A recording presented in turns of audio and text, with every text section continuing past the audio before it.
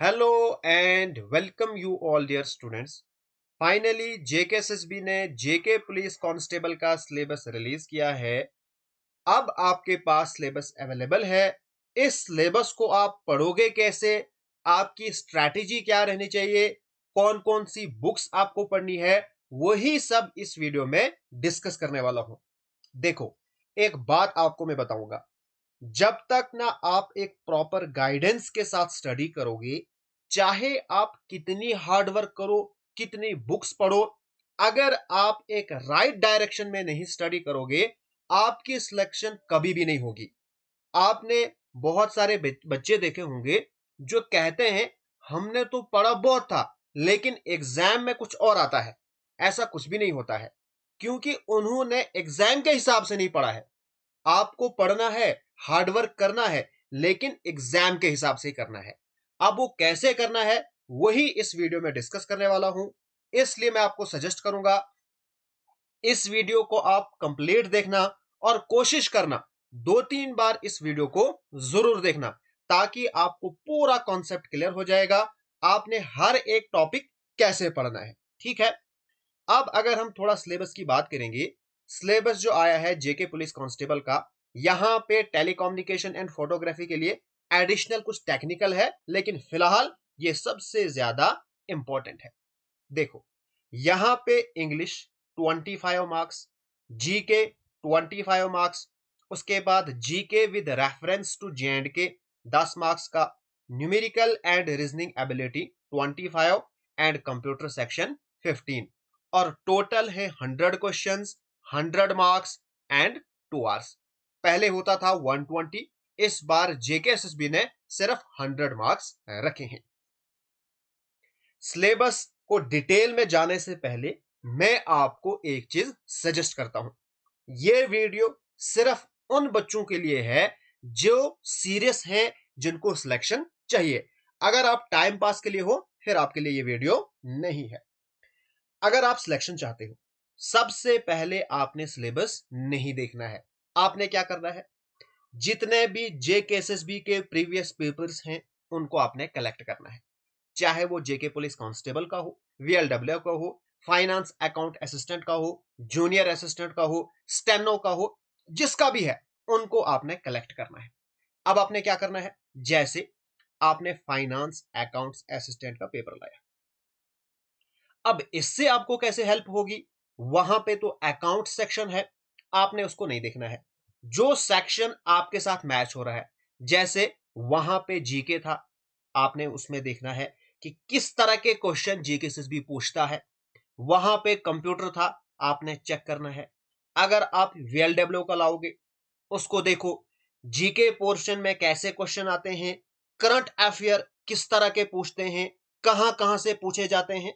सबसे पहला काम आपका होना चाहिए प्रीवियस पेपर को कलेक्ट करना और उनको अपने सिलेबस के साथ मैच करना, देखना कैसे क्वेश्चन यहां से पूछे जाते हैं। एंड मोस्ट इंपॉर्टेंटली, यहां पे आपने देखना है इंग्लिश और मैथमेटिक्स। इंग्लिश में किस तरह के क्वेश्चन पूछे जाते हैं, लेवल क्या है, आपने वो लेवल अपने माइंड में रखना है। उसके बाद आपकी स्टडी शुरू होनी चाहिए।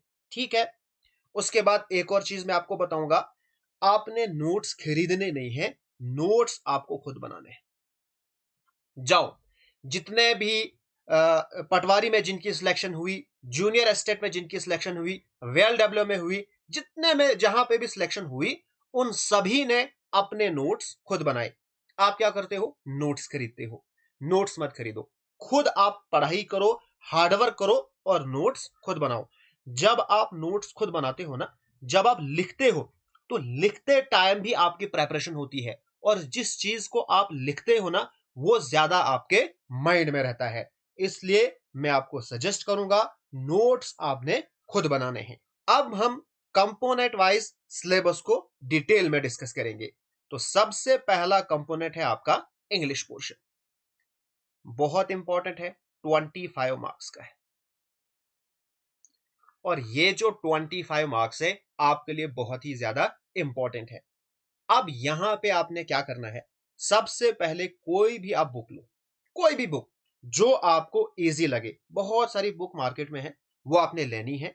सिर्फ एक चीज आपने वहां पे देखनी है, उसमें एग्जाम्पल्स होनी चाहिए, उन एग्जाम्पल का सोल्यूशन होना चाहिए, उसको डिटेल में उन्होंने एक्सप्लेन किया होना चाहिए। ठीक है, उसके बाद आपने ये टॉपिक उन बुक्स से नहीं पढ़ने हैं, ये आपने यूट्यूब से करने हैं। जैसे आर्टिकल्स आपने खोले तो यूट्यूब पे आपको बहुत सारी वीडियोस मिलेंगी, जिससे आपको समझ आए वो आपने पढ़ना है।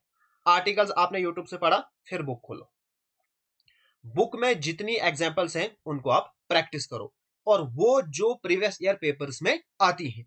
इसी तरह से बाकी आपने देखना है, जैसे ये टॉपिक है, टेंसेस हैं, क्लॉज हैं, पंक्चुएशंस हैं, एंड सो ऑन।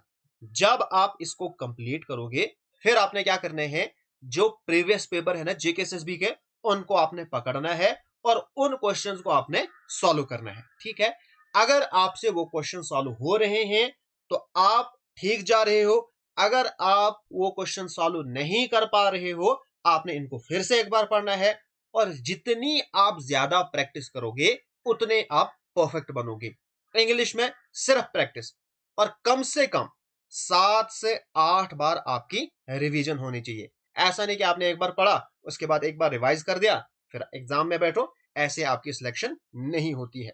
देखो, अगर हम बात करेंगे जेके पुलिस कांस्टेबल की, तो लगभग 4 से 5 लाख फॉर्म अप्लाई हुए हैं, लेकिन इनके साथ आपका कंपटीशन थोड़ी है।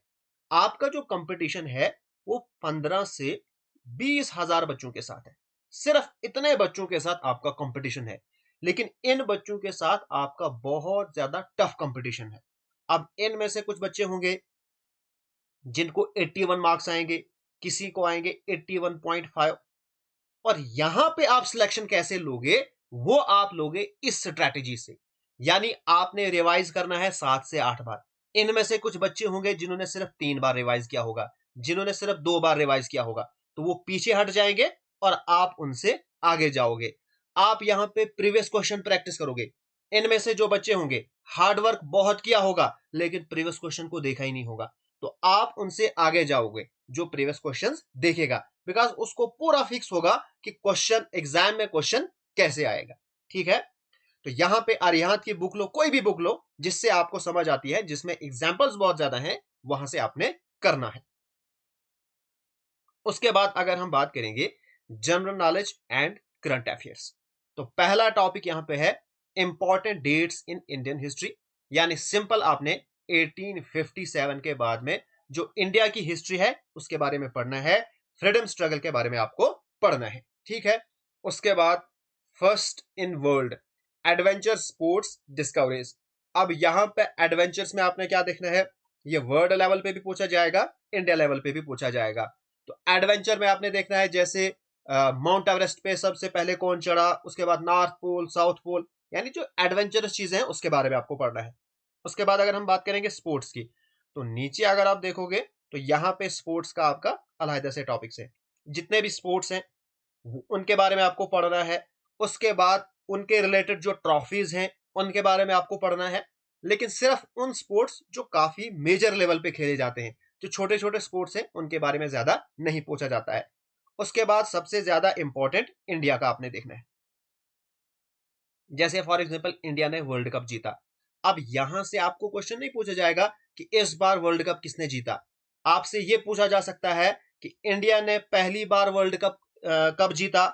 उसके बाद अगर हम बात करेंगे क्रिकेट की, तो यह पूछा जा सकता है T20 वर्ल्ड कप पहले कब जीता था। तो इस तरह के यहाँ पे क्वेश्चंस बनते हैं। उसके बाद अगर हम बात करेंगे पॉपुलर नेम्स ऑफ पर्सनैलिटीज, यहाँ पे जितनी भी पर्सनैलिटीज पॉपुलर है या जो आजकल न्यूज में रहती हैं, ठीक है, तो उनके बारे में यहाँ पे पूछा जाता है। उसके बाद द न्यूज़पेपर वर्ल्ड, यानी आपको करंट अफेयर्स पढ़ने हैं। यहाँ पे भी ये मेंशन है और यहाँ पे भी ये मेंशन है। ठीक है, दोनों जगह सेम ही है। सबसे ज्यादा क्वेश्चन बच्चों के रहते हैं, सर हम करंट अफेयर कहां से पढ़ेंगे। देखो, करंट अफेयर आपने कैसे पढ़ने हैं, करंट अफेयर आपको डेली पढ़ने हैं। एक सेपरेट नोटबुक रखो सिर्फ करंट अफेयर्स के लिए। अब आपने करना क्या है, बहुत सारी वेबसाइट मिलती हैं जैसे क्लाउड अफेयर्स है, और बहुत सारी वेबसाइट है जिनमें डेली करंट अफेयर्स आते हैं। आपने वो वेबसाइट ओपन करनी है। हर दिन 7 8 या 10 क्वेश्चन वहां पे होते हैं, आपने उनको देखना है, और उनमें से आपने सिर्फ वो करंट अफेयर्स लेनी है जो आपके लिए इंपॉर्टेंट है। अब आपको कैसे पता चलेगा कौन सी करंट अफेयर आपको इंपॉर्टेंट है, वो आपने देखना है सिलेबस से। जो चीजें सिलेबस में मेंशन है ना, उन्हीं के रिलेटेड जो करंट अफेयर्स हैं वो आपने पढ़नी है, प्लस जो ज्यादा न्यूज में रही हैं। जैसे फॉर एग्जांपल अगर आप यहां पे देखोगे तो बैंकिंग के रिलेटेड यहां पे आपको सिलेबस में कहीं पे भी नहीं है कहीं पे नहीं है। इसका मतलब बैंकिंग के रिलेटेड जो करंट अफेयर्स वहां पे है वो आपको नहीं पढ़ने हैं। लेकिन कुछ बैंकिंग के रिलेटेड करंट अफेयर्स ऐसे हैं जो बड़े हैं। जैसे फॉर एग्जांपल मैं आपको एक एग्जांपल देता हूं, एसबीआई है। एसबीआई और जेके बैंक का मर्जर हुआ, तो ये एक बहुत बड़ी न्यूज बन गई, तो ये आपको पढ़ना है। वरना छोटी छोटी डील्स इनके बीच में होती हैं, वो आपके लिए ज्यादा इंपॉर्टेंट नहीं है, ठीक है। उसके बाद देखो, यहां पे आपके पास है इंडियन फॉरेन ट्रेड। तो फॉरेन ट्रेड के रिलेटेड जो करंट अफेयर्स है वो आपको पढ़नी है। यानी जो करंट अफेयर्स हैं उनको आपने रिलेट करना है स्टैटिक जीके के साथ, यानी जो फिक्स जीके है। जैसे फ्रीडम स्ट्रगल, ये फिक्स जीके है। तो जो करंट अफेयर्स हैं उनको इसके साथ रिलेट करो, तो वैसे पढ़ो। जैसे for example capital and currencies आपके सिलेबस में है। अगर फॉर एग्जांपल कोई कंट्री है, उसकी कैपिटल चेंज हो गई या उसकी करेंसी चेंज हो गई, तो ये करंट अफेयर बनाना। तो करंट अफेयर को आपने फिक्स के साथ कंपेयर किया। तो इस तरह से आपने करंट अफेयर्स पढ़ने हैं। उसके बाद जेएंडके के करंट अफेयर आप कहां से पढ़ोगे? तो जेएंडके के जो करंट अफेयर्स है, आपने डेली जो न्यूज़पेपर है ना, उनको आपने देखना है। वेबसाइट पे फ्री में आपको अवेलेबल मिलेंगे। तो आपने उनको देखना है कि हमारे जम्मू कश्मीर में कोई बड़ा इवेंट तो नहीं हुआ है। अगर वो हुआ है तो उसको आपने लिख देना है, ठीक है। उसके बाद आपने क्या करना है, जब आप नोटबुक बनाओगे ना, तो उसको आपने 1 मंथ में 1-2 बार रिवाइज जरूर करना है, ताकि आपके माइंड में वो चीज रहे। तो इस तरह से अगर आप करंट अफेयर करोगे तो आराम से आपका करंट अफेयर पोर्शन हो जाएगा। और यहां से कम 4-5 क्वेश्चन आते हैं, और कभी कभार 7-8 क्वेश्चन आते हैं। दिखने में वो ऐसा नहीं होता है, लेकिन आए होते हैं। जैसे फॉर एग्जांपल किसी कंट्री की कैपिटल चेंज हो गई। अब क्वेश्चन में वो कंट्री बहुत छोटी है, वो ज्यादा बड़ी भी नहीं है जो न्यूज में रहती है। अब क्वेश्चन उसी के रिलेटेड पूछा गया। आप सोचोगे यार इस कंट्री के बारे में क्यों पूछा गया? एक्चुअल में वो न्यूज में रही है। वो उन्होंने करंट अफेयर पूछा होता है, लेकिन आपको लगता है फिक्स। उसके बाद बुक्स एंड ऑथर। तो यहां पे भी बुक्स जो न्यूज में रहती हैं, जो मतलब कोई बड़ा ऑथर है, जो कोई फेमस पर्सनालिटी है, उसने कोई बुक पब्लिश की, उसके बारे में पढ़ना है। या जो पुरानी बुक्स हैं, जो किसी बड़ी पर्सनालिटीज ने जिनको लिखा है, जैसे गांधी जी ने लिखी है, पंडित जवाहरलाल नेहरू ने लिखी है। इस तरह से जो बड़ी बड़ी पर्सनालिटीज हैं, उन्होंने जो बुक्स लिखी हैं उनके बारे में देखना है। उसके बाद फेमस प्लेसेस इन इंडिया। उसके बाद लैंग्वेजेस। तो लैंग्वेजेस के बारे में आप कैसे पढ़ोगे? जो हमारे 8th शेड्यूल में लैंग्वेजेस है ना, उनके बारे में आपको पढ़ना है, ठीक है। उसके बाद कैपिटल एंड करेंसीज। तो इनको भी आपको एक कॉपी पे एक लिस्ट बनाओ, एक साइड से कंट्रीज लिखो, उनकी कैपिटल लिखो, और लास्ट पे करेंसीज लिखो। तो उनको आपने क्या करना है, हफ्ते में एक बार उनको जरूर रिवाइज करो। इस तरह से आपकी कैपिटल एंड करेंसीज प्रिपेयर हो जाएंगी। उसके बाद अगर हम बात करेंगे यूनाइटेड नेशन की, तो इसके बारे में आपको अच्छे से पढ़ना है। सार्क एंड एशियन के बारे में भी अच्छे से पढ़ना है। इनका हेडक्वार्टर कौन है, इनका हेड कौन है, ये पहली कब बनी थी, उस टाइम पे कितने मेंबर थे, आज कितने मेंबर हैं, ठीक है। तो ये सब चीजें पढ़नी है। उसके बाद अगर हम बात करेंगे एवरीडे साइंस की, तो इसमें आपने जो बेसिक साइंस है ना, उसके बारे में थोड़ा सा पढ़ना है। तो थोड़ा सा मैं आपको बताता हूं यहाँ पे क्या क्या पढ़ना है। एवरीडे साइंस में आपको फिजिक्स, केमिस्ट्री और बायो का जो बेसिक है ना, उसके बारे में पढ़ना है। जैसे स्टेट्स ऑफ मैटर हो गया, acid basis salt, life on earth, ठीक है। इसमें आपको इन्वायरमेंट के बारे में पढ़ना है। उसके बाद ह्यूमन बॉडी के बारे में पढ़ना है, पब्लिक हेल्थ। उसके बाद आपको पढ़ना है डिजीज, कम्युनिकेबल डिजीज के बारे में आपको पता होना चाहिए। उसके बाद force law, energy, light, sound, electric current, ठीक है। तो ये सब चीजें आपको एवरीडे साइंस में पढ़नी है। उसके बाद वर्ल्ड फेमस अवार्ड्स, जो फेमस अवार्ड्स हैं उनके बारे में आपको पढ़ना है। जैसे नोबेल प्राइज हो गया, या जो नेशनल लेवल पे अवार्ड्स है उनके बारे में पढ़ना है। उसके बाद अगर हम बात करेंगे climate and crops in India, तो जो क्रॉप्स हैं उनके बारे में आपको पढ़ना है, क्लाइमेट के बारे में थोड़ा सा आपको पढ़ना है। उसके बाद कॉन्स्टिट्यूशन ऑफ इंडिया, जो फंडामेंटल कॉन्स्टिट्यूशन है उसके बारे में पढ़ना है, fundamental rights, directive principle and so on. उसके बाद अगर हम बात करेंगे डेमोक्रेटिक इंस्टीट्यूशंस, तो डेमोक्रेटिक इंस्टीट्यूशन में जैसे आपको पार्लियामेंट के बारे में पढ़ना है, उसके बाद हो गया जुडिशरी, क्योंकि ये हमारे डेमोक्रेटिक इंस्टीट्यूशंस हैं। उसके बाद इलेक्शन कमीशन ऑफ इंडिया, इसके बारे में थोड़ा सा आपको पता होना चाहिए। सीएजी के बारे में आपको होना चाहिए। उसके बाद नेशनल ह्यूमन राइट कमीशन के बारे में आपको थोड़ा सा पता होना चाहिए। उसके बाद अगर हम देखेंगे फॉर्म्स ऑफ गवर्नमेंट, तो यहां पे आपको पंचायत एंड म्यूनिसिपैलिटीज के बारे में भी पढ़ना है।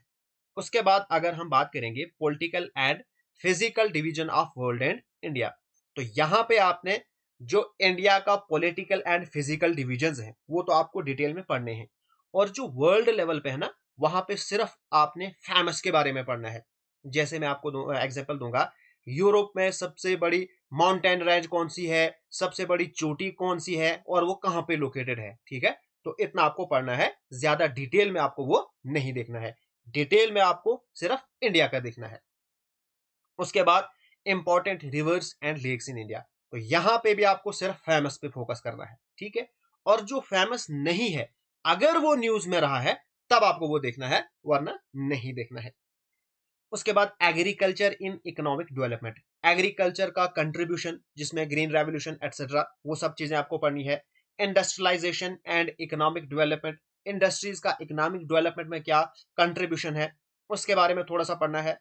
उसके बाद सेंट्रली स्पॉन्सर्ड स्कीम, ये बहुत पुराना टॉपिक है, बहुत सारी पीडीएफ्स आपको टेलीग्राम पे मिल जाएंगी। इंडियन फॉरेन ट्रेड, इंडिया का जो फॉरेन ट्रेड है उसके बारे में पढ़ना है, तो इसके ऊपर मैं भी वीडियो लेके आऊंगा। उसके बाद अगर हम बात करेंगे general knowledge with special reference to J and K, 10 marks का है, तो यहां पे आपको मैं एक बुक रिकमेंड करूंगा, आईने जम्मू एंड कश्मीर, बहुत अच्छी बुक है। ऑलमोस्ट सभी टॉपिक यहां से आपको कवर हो जाएंगे। ठीक है, इसमें जो यहाँ पे आरटीआई है इसको आप वेबसाइट से पढ़ लेना। उसके बाद current events of local national and international importance, यानी करंट अफेयर्स, ये आपको मैंने बता दिया कैसे पढ़ना है। उसके बाद अगर हम बात करेंगे न्यूमेरिकल एंड रीजनिंग एबिलिटी, सबसे ज्यादा इंपॉर्टेंट टॉपिक जिसको अक्सर बच्चे छोड़ देते हैं, और इस बार इसको आप छोड़ नहीं सकते हो। अगर इसको छोड़ोगे फिर आप अपनी सिलेक्शन को भी छोड़ दोगे। जो यहां पे बेसिक अर्थमेटिक है, ये मैंने पढ़ाया हुआ है। जिनको बेसिक अर्थमेटिक बिल्कुल भी नहीं आता है, जीरो लेवल से जो स्टार्ट करना चाहते हैं, मेरा एक पेड कोर्स है और एक फ्री कोर्स है। अगर आपको थोड़ा बहुत ये आते हैं, यूट्यूब पे मैंने बिल्कुल फ्री ऑफ कॉस्ट पढ़ाया है, वहां से आप आराम से पढ़ सकते हो। अगर आप इसमें जीरो हो तो फिर आप मेरा पेड बैच ज्वाइन करो, जहां पे मैंने इनको बिल्कुल जीरो लेवल से पढ़ाया है एडवांस लेवल तक। साथ में मैंने प्रीवियस क्वेश्चंस की प्रैक्टिस करवाई है, बिकॉज जेके एसएसबी में जो एसएससी में प्रीवियस क्वेश्चन आए होते हैं ना, वही वहां पे पूछे जाते हैं, और वो सारे मैंने वहां पे प्रैक्टिस करवाई है, और वहां से 90% चांसेस हैं कि वही क्वेश्चन एग्जामिनेशन में पूछे जाए, या थोड़ा सा वैल्यू चेंज हो, लैंग्वेज वही होगी, बस थोड़ी सी वहां पे वैल्यूज चेंज हो। अगर कहीं पे 2 है, अगर मैंने 2 पढ़ाया है तो एग्जाम में 3 आएगा, लेकिन प्रोसीजर सेम रहेगा। यहां पे number system, percentage, average and so on, जितने भी टॉपिक्स हैं, अगर आप यहां पे बुक पढ़ना चाहते हो, अरिहंत की लो या आरएस अग्रवाल की, मैं दोनों यहां पे लिख देता हूं, अरिहंत हो या आरएस अग्रवाल, या कोई भी बुक जिसमें एसएससी के प्रीवियस लेटेस्ट क्वेश्चन हो ना, वो आपने पढ़नी है, वो क्वेश्चन आपने प्रैक्टिस करने हैं, वही आपका आगे भी रहेगा। ठीक है, तो अगर आप पेड बेस ज्वाइन करना चाहते हो, डिस्क्रिप्शन में मेरा आपको व्हाट्सएप नंबर मिलेगा, वहां से आप मुझे मैसेज कर सकते हो। ठीक है, उसके बाद अगर हम बात करेंगे रीजनिंग की, तो रीजनिंग आपको क्या पढ़नी है, यहां पे भी अरिहंत या आरएस अग्रवाल या कोई भी ऐसी बुक जिसमें बहुत सारे क्वेश्चंस हो और एसएससी के प्रीवियस क्वेश्चंस हो, ठीक है, वो आपने पढ़ना है। और रीजनिंग में आपको क्या पढ़ना है, जैसे बहुत सारे बच्चे आप यहां पे पूछेंगे, ये तो समझ है, number series, letter series, coding, decoding, direction sense, ये तो सबको पता है, लेकिन यहां पे पूछेंगे सर हमें लॉजिकल रीजनिंग में क्या पढ़ना है, मेंटल रीजनिंग में क्या पढ़ना है। तो यहां पे आपको मैं इन शॉर्ट ये बताऊंगा, रीजनिंग आपको सारी पढ़नी है, जो प्रीवियस क्वेश्चन पेपर्स में आती है ना वो सारी आपको आनी चाहिए, ठीक है, चाहे वो यहां पे मेंशन है या नहीं है। जो आमतौर पे एग्जामिनेशन में रीजनिंग जेकेएसएसबी में पूछी जाती है, आप प्रीवियस पेपर खोलो वहां पे देखो तो वो सारा आपको पढ़ना है। उसके बाद लास्ट कंपोनेंट हमारे पास है basic concept of computer. Computer के लिए कौन सी बुक सबसे बेस्ट है, तो कंप्यूटर आप पढ़ोगे अरिहंत से, सबसे बेस्ट बुक है, जहां पे बहुत सारे क्वेश्चंस भी हैं और अक्सर 90% जो है वो यहीं से एग्जामिनेशन में पूछा जाता है, बिकॉज वही क्वेश्चंस होते हैं, वहां से बाहर क्वेश्चन क्या ही आ सकता है। और यहां पे सबसे इंपॉर्टेंट है जो कि बाहर से भी आता है, वो है ये वाला portion, MS Word and MS Excel. सबसे पहले आपको क्या करना है, जब आप ये सिलेबस की वीडियो देखोगे ना, तो सबसे पहले जितने भी शॉर्टकट कीज है ना, उनको आप किसी नोटबुक पे लिखो और उनको आपने महीने में कम से कम 1-2 बार उनको नजर मारनी है। बिकॉज जो शॉर्टकट की है ना वो एक दिन याद नहीं होते हैं, चाहे आप कितना इंटेलिजेंट हो, उनको जब आप बार बार नजर मारोगे ना वो आपके माइंड में रहेंगे। उसके बाद इनको आपने प्रैक्टिकली देखना है। मैं कोशिश करूंगा इस वाले टॉपिक को कवर करूंगा, अगर मुझे टाइम नहीं मिला तो आपने इसको कैसे पढ़ना है, प्रैक्टिकल पढ़ना है। जैसे आपसे पूछे जाएंगे एमएस वर्ड में होम पेज पे कौन कौन से ऑप्शंस आपको मिलेंगे, इस तरह के क्वेश्चन पूछे जाते हैं, इसलिए इनको आपने फुल डिटेल में पढ़ना है और कोशिश करना प्रैक्टिकल देखने की, बिकॉज वहां से आपकी जो चीजें हैं और ज्यादा क्लियर हो जाएंगी। बाकी यहाँ पे आसान है, ये इस वाली बुक से आराम से हो जाएगा। तो ये था आपका सिलेबस। अब यहाँ पे आपको कहीं पे कुछ डाउट है, कुछ पूछना है, वो आप मुझे पूछ सकते हो। डिस्क्रिप्शन में मेरा व्हाट्सएप नंबर है। अगर आप इस तरह से आप पढ़ोगे तो आपकी जो सिलेक्शन है वो 99% कंफर्म है। फिर आपकी 1% किस्मत है और 99% आपका हार्डवर्क एंड स्मार्ट वर्क रहेगा। बाकी कोई डाउट है वो आप पूछ सकते हो। एंड बेस्ट ऑफ लक, अच्छे से प्रिपरेशन करो। कहीं पे भी किसी कंपोनेंट में आपको डाउट आता है आप मुझे पूछ सकते हो।